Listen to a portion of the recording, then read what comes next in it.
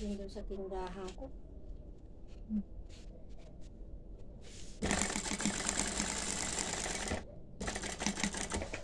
Saan ka punta bukas? Yung mga ganito ko, hindi ko nalalaman yung iba kung nasaan. Katulad niyan, yung magaganyan ka, yung mag-iimik ka ng mga ano-ano. Kanina may bumili ng ano eh. May bumili ng ano ko.